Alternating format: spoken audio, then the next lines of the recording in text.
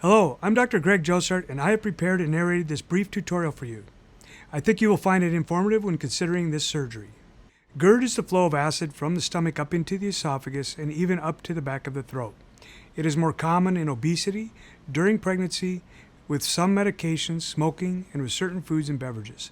Symptoms of GERD include heartburn, sour taste, worsening symptoms when lying down, burping, food getting stuck, hoarseness, coughing, worsening asthma, and upper abdominal pain. Symptoms can often be controlled for some time with dietary changes and weight loss.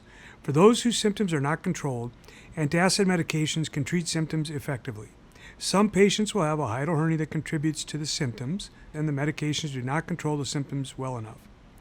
These patients may want to consider surgery to repair the hiatal hernia.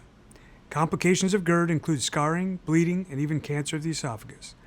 It is important to prevent these by treating GERD with medications, surgery, and monitoring with endoscopy. A hiatal hernia is when the top of the stomach starts to migrate into the chest through a natural hole in the diaphragm that has enlarged over one's lifetime. This hole is known as the hiatus.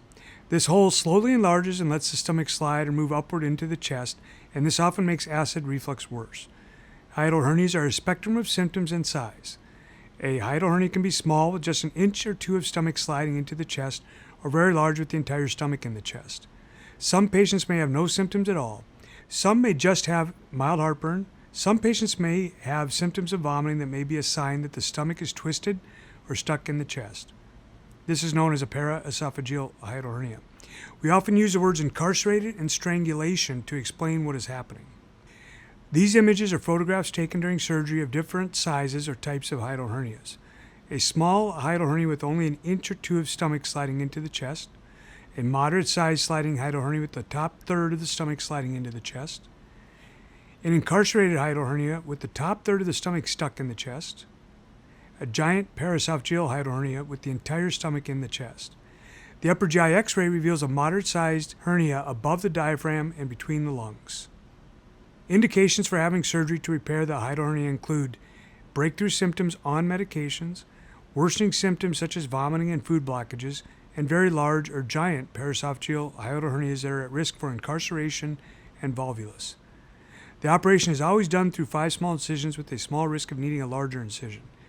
Patients usually leave in less than 23 hours, but some frail or elderly patients with larger hernias may need to stay longer. You are walking within hours after surgery, you can take a shower the next day, and the first week at home is light duty. No bed rest. You must be up and about. Some people will even return to light duty work within a few days. The diet for the first week is any type of liquid or pureed foods to allow for a week of healing.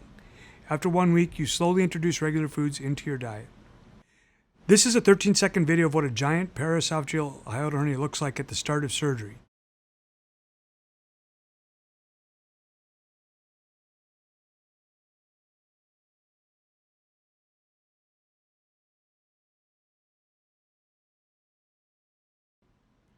This is a 14-second video of the start of dissection where the edge of the hernia sac is being identified.